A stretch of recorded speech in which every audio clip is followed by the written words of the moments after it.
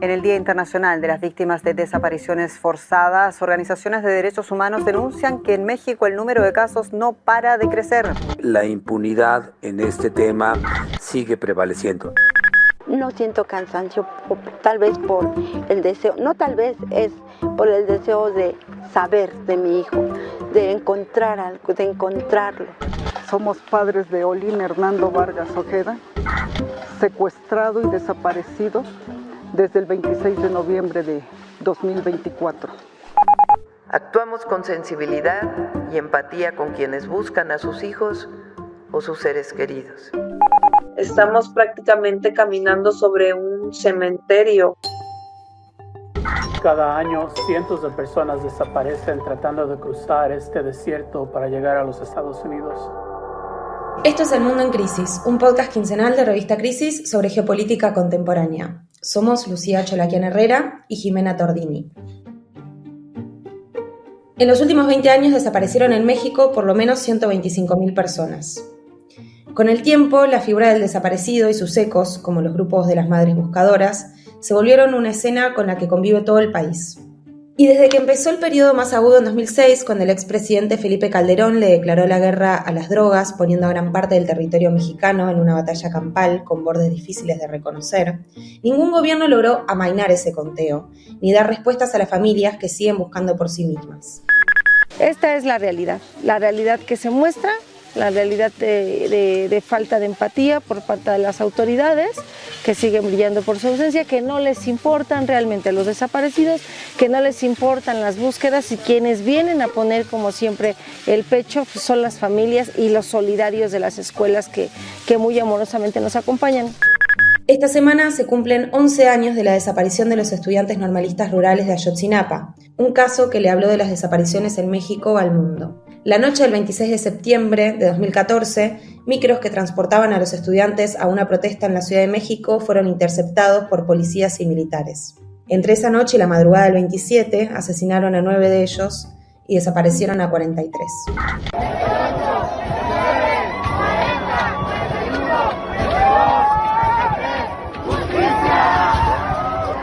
A pesar de las distintas versiones que se forjaron para encubrir la desaparición forzada de los normalistas, quedó expuesta la colaboración de distintos niveles de poder político y judicial, ascendiendo hasta el poder ejecutivo, en ese entonces comandado por Enrique Peña Nieto. En 11 años no hubo una resolución del caso, sino sucesivos boicots a la investigación, con frecuencia por parte de funcionarios de los gobiernos de la Cuarta Transformación, el programa político propuesto por Andrés Manuel López Obrador, que ahora continúa desde la presidencia su sucesora, Claudia Sheinbaum. No solo Ayotzinapa no tuvo verdad ni justicia, sino que desde la llegada de Morena al poder tampoco mermaron las desapariciones. Tanto AMLO como Sheinbaum instalaron o buscaron instalar una narrativa de que las desapariciones a partir de la llegada de su partido al poder en 2018 no son ya desapariciones forzadas, con cierto involucramiento del Estado, sino que son consecuencias sobre todo de la violencia del crimen organizado. Como si los niveles de crimen organizado relacionados con el narcotráfico y la trata de personas que hoy hay en México fueran posibles sin distintos niveles de participación estatal. Hubo esfuerzos para apaciguar las desigualdades sociales y económicas, pero eso no impactó en los fenómenos que producen las desapariciones. En el primer año de Claudia Sheinbaum se registraron 13.000 desaparecidas y desaparecidos, un número que duplica las cifras del primer año de AMLO. En el pasado, la desaparición en México era perpetrada por el Estado. Ahora está principalmente vinculada con la delincuencia organizada. El podcast de hoy es una conversación sobre este tema con Claudio Lomnitz. Claudio es un antropólogo chileno que pasó muchos años investigando soberanía, crimen y Estado en México, publicó varios libros sobre historia, política y cultura en la región y es además fundador del Laboratorio de Desaparición de la Universidad de Columbia en Nueva York, donde hoy da clases. Claudio, me gustaría empezar un poco con el contexto, ¿no? Vos pasás mucho tiempo en México, acabás de volver de dar clases allá. ¿Cómo describirías el estado de la conversación sobre desaparición y búsqueda en este momento particular de México? Es un momento un poco raro, tengo la impresión de que es un momento un poco raro. No siento que haya una discusión tan robusta, tan sostenida como la ha habido quizá en otros momentos. En parte quizá porque hay cambios institucionales que todavía no están tan claros. Por ejemplo, cambio en la Comisión Nacional de Búsqueda de Dirección, pero no me da la impresión de que haya un cambio de fondo en la política hacia la desaparición, ni siquiera tampoco hacia la contabilidad de la desaparición, la discusión pública de la desaparición. Sigue habiendo, me parece, una tendencia a no hablar de quizá los espacios centrales en que hay desaparición en este momento, que son, creo, que son, por un lado, lo que está sucediendo, lo que ha estado sucediendo en Sinaloa el pasado año, y por otro lado, las desapariciones de migrantes y el tema de la migración transnacional, los migrantes que atraviesan México de sur a norte. Uno de esos dos temas está ocupando el espacio público, ni mucho menos el espacio de la política pública, de una manera demasiado explícita. Y Claudio, ¿por qué te parece que pasa eso? ¿O cómo te parece que podemos entender que esté pasando eso? Por un lado, ningún gobierno, y este tampoco, le gusta realmente ver el tema de la desaparición. Es decir, el tema de los desaparecidos y de las desapariciones es incómodo, y siempre los gobiernos en turno tratan de encontrarle una causa de la cual se pueden separar, ¿no? Entonces, por ejemplo, en tiempos del presidente Felipe Calderón, cuando hubo la declaración de una guerra contra el narco, entre comillas, las desapariciones y los homicidios eran atribuidos todos al crimen organizado, y frecuentemente a pleitos internos entre grupos del crimen organizado. Durante el sexenio de López Obrador, la idea era que era un problema heredado del pasado y que el gobierno de López Obrador había encontrado la solución al problema con dos políticas. Una, la de las llamadas políticas sociales, es decir, la distribución directa de dinero en efectivo, porque el gobierno le atribuía la desaparición a una idea muy general como la pobreza, ¿no? O la desigualdad, entre paréntesis, sin haber hecho mayor estudio respecto a cuáles eran las causas de la desaparición, simplemente era una proclama ideológica. Y por otro lado, la idea, entre comillas, de los abrazos no balazos, es decir, que habría una política de reincorporación de la gente que se había dedicado a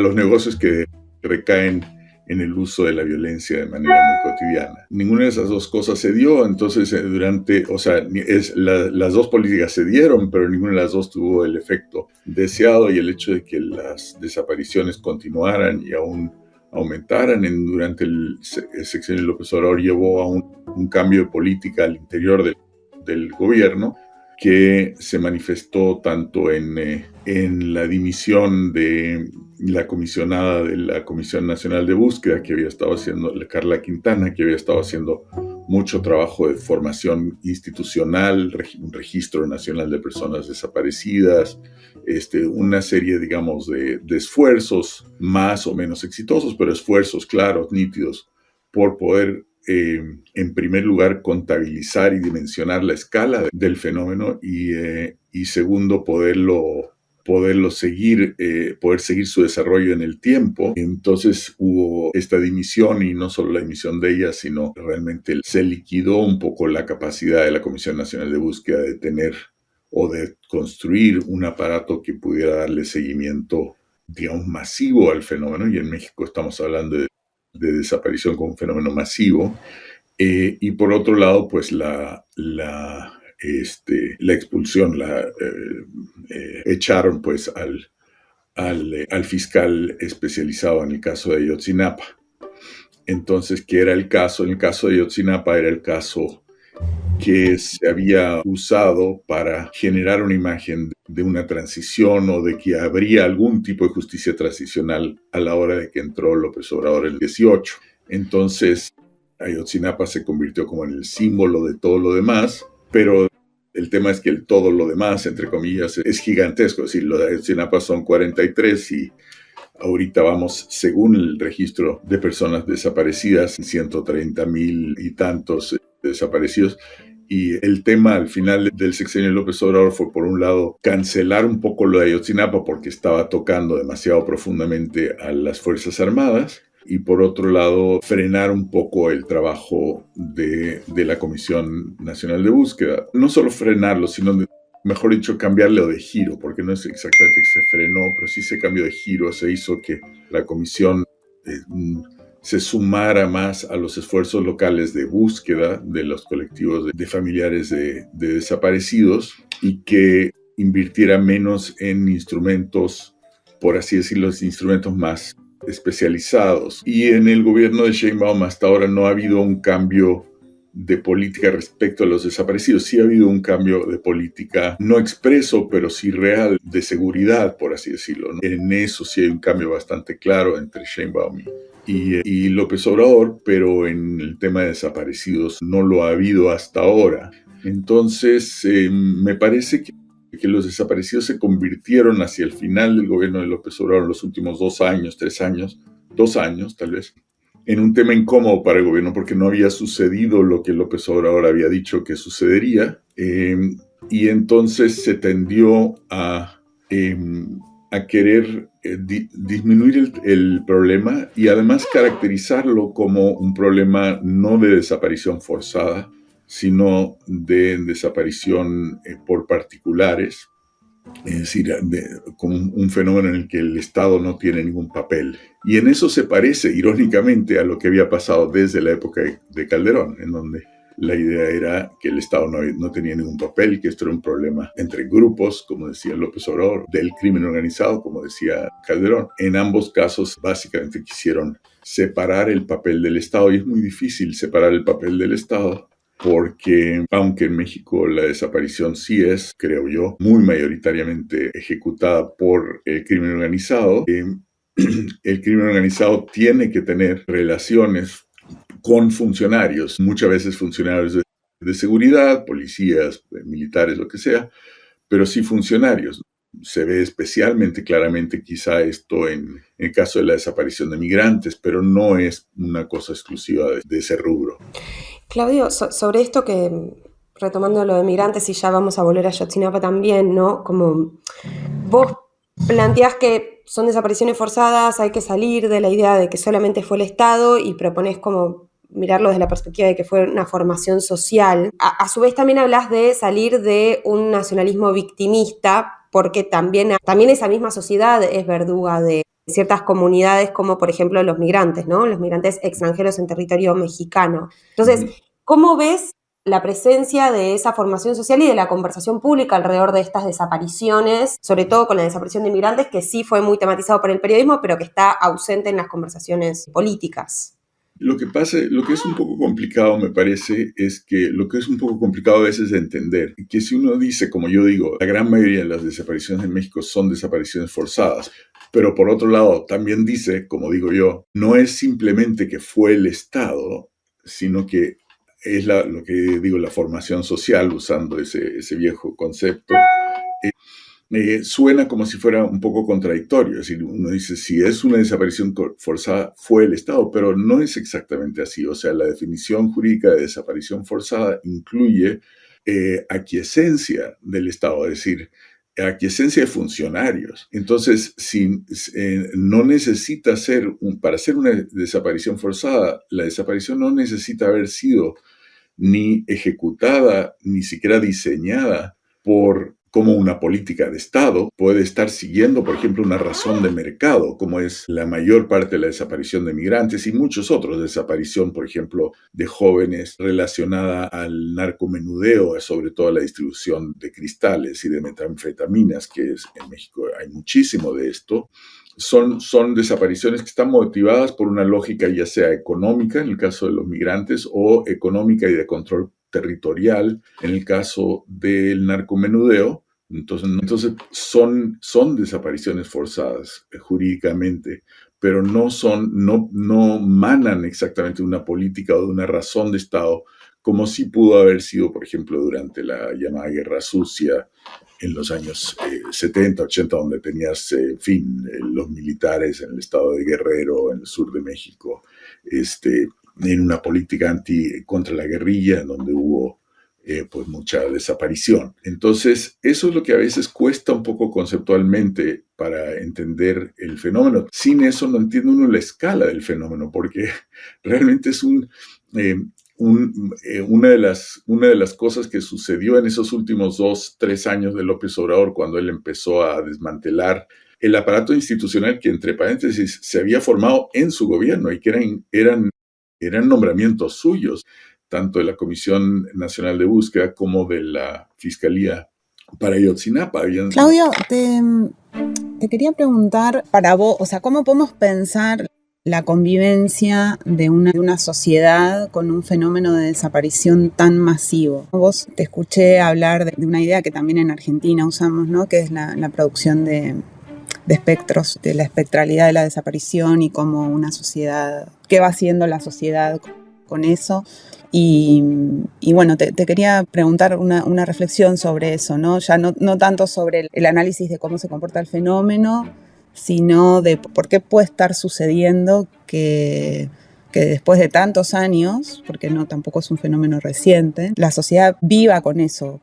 Pues es una gran pregunta, ¿no? Y yo creo que es una pregunta que no puede tener ninguna respuesta estable, justamente por el hecho de que es un fenómeno ya de larga duración. Es decir, incluso si te pones a ver, aunque las estadísticas fuertes, o sea, los números, empiezan a subir realmente a partir como del 2008, 2009, en realidad, si tú te pones a ver cualitativamente, es un fenómeno que empieza a sentirse de manera más localizada en ciertas ciudades, en ciertas regiones, no a nivel nacional, pero sí regionalmente, desde los 1990, por ahí, ¿no? Fines de los 80, de los 90. Y hay momentos, me parece, en que el tema o el problema aflora a nivel de discusión pública o de movimientos sociales, y hay otros en que queda como más, como el actual, creo, es un momento en que está un poco más apagada la discusión pública, pero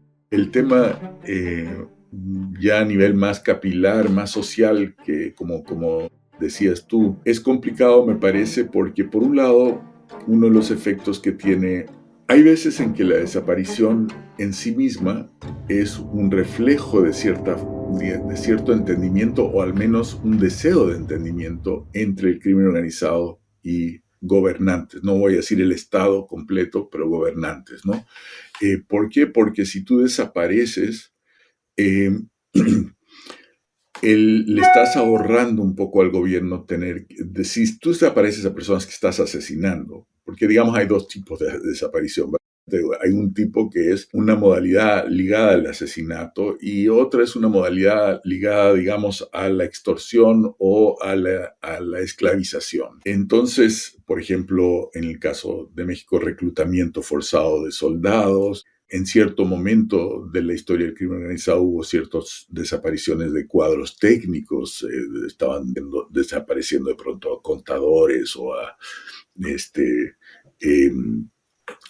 gente que supiera algo de cómputo, cosas así, ¿no? Pero desde luego también toda la parte que tiene que ver con trata de personas, negocios de prostitución, son formas de desaparición ligadas, por así llamarlo, a formas de trabajo forzado. No sé si llamarlo esclavitud. Es una forma de esclavitud, pero no son esclavos que se compran y se venden, pero sí es una forma de esclavitud.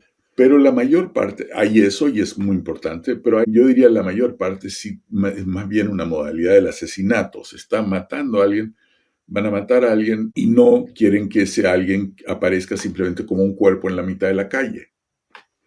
Entonces, en ese segundo tipo de situación hay como una complicidad o un intento de complicidad de parte del crimen organizado.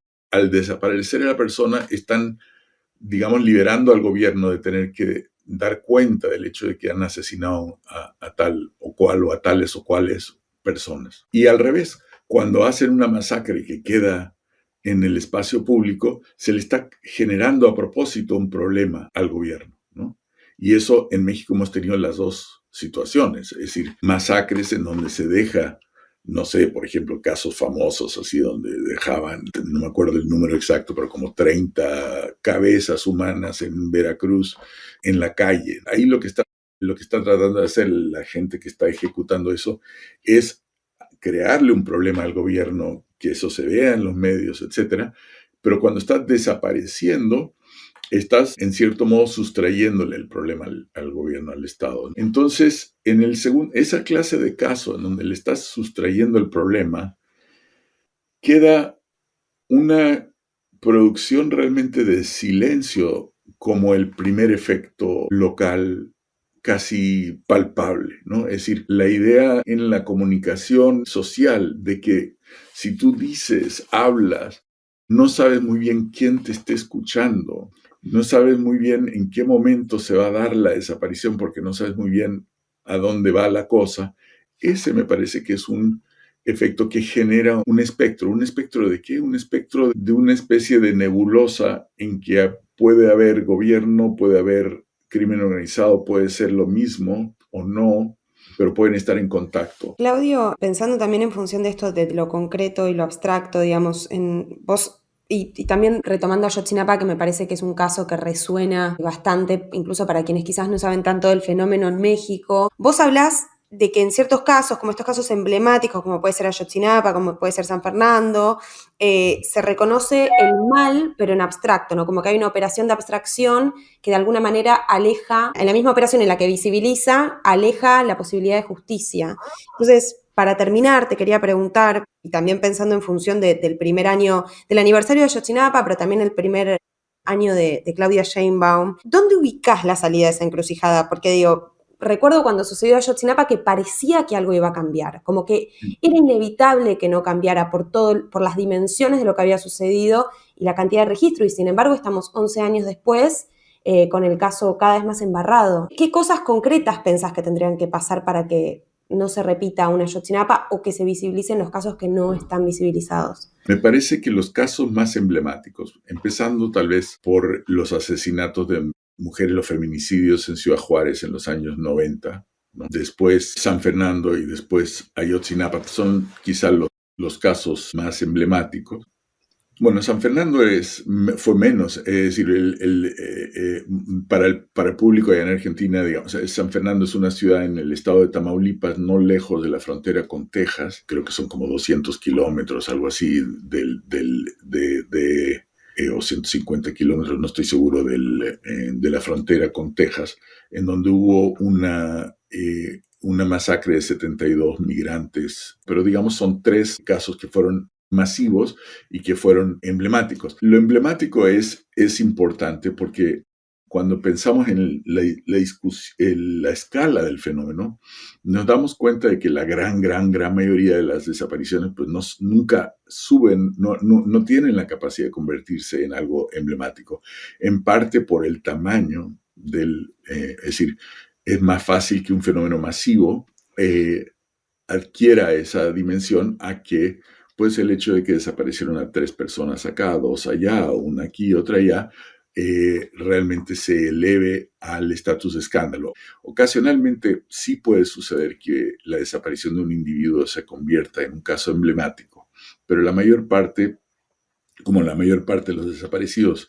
son gente común y corriente, normalmente son gente de, digamos, clases trabajadoras, normalmente son jóvenes que tienen 15 años, 20 años, 22 años, no son gente famosa. Lo que ha ido sucediendo, me parece que es una cosa muy compleja porque tiene un lado muy positivo y tiene un lado muy perverso, es que el caso emblemático permite y potencia un movimiento mucho más amplio que la resolución jurídica del caso. Por ejemplo, en el caso de las llamadas horriblemente llamadas muertes de Juárez, los asesinatos de mujeres a lo largo de más de una década en Ciudad Juárez, de cientos de mujeres. Eso dio pie a, un movimiento social que tenía que ver con, se legisló, salió una ley, el feminicidio se tipificó como delito en México gracias a ese movimiento. Los asesinatos en Juárez dieron pie, y fuerza, potenciaron a un movimiento feminista que tenía una serie de demandas en torno de la violencia contra las mujeres, todas ellas legítimas. Entonces eso yo diría es el lado positivo de lo que permite el caso emblemático, que es un movimiento amplio que tiene una serie de reclamos justos. Pero lo interesante en cada uno de estos casos en México, y es el lado, me parece, oscuro del que se habla menos, es que ha habido una especie de quid pro quo con el Estado mexicano, donde por un lado puedes, gracias al caso emblemático, con toda la presión del movimiento social, promover cierta legislación, por así llamarlo, progresista o justa, simplemente independientemente de la idea progresista, eminentemente justa, como puede ser la legislación contra el feminicidio. En el caso de Ayotzinapa se salieron una serie no solo de leyes, sino de instituciones, incluido la Comisión Nacional de Búsqueda, las comisiones locales de búsqueda, la Ley General de Víctimas, o sea, un entramado jurídico e institucional que salió del movimiento. Pero lo que no sale en ninguno de los casos es justicia a nivel local. Y la razón por la que no sale, es decir, todos son casos que no se han resuelto, nunca se resolvió a fondo lo que pasó o las cosas que sucedieron en Ciudad Juárez, nunca se ha resuelto ni el caso de San Fernando, ni San Fernando, entre comillas, 1, que es la desaparición de los 72, ni San Fernando, entre comillas, 2, que son desapariciones de 193 personas, cuerpos, pero que según los reportajes, los análisis periodísticos serios, el extraordinario reportaje de Marcela Turati sobre esto, que tardó 11 años en realizar esa investigación, pues fueron más cerca de 500 personas, o Cadereyta, que fue una masacre de 49 personas, todo eso en los mismos años y con los mismos actores sociales, Güemes, en fin, una serie de otros masacres que hubo. Ninguna de ellas se ha resuelto en el terreno judicial. En mi opinión, eso lo que refleja es justamente el hecho de que la desaparición sí es un ejemplo de desaparición forzada, aunque no esté respondiendo a una razón de Estado. Y Ayotzinapa no es una excepción. Ayotzinapa es más o menos la regla. Lo que es seguro es que la desaparición no es una fatalidad, mucho menos cuando su característica es la masividad.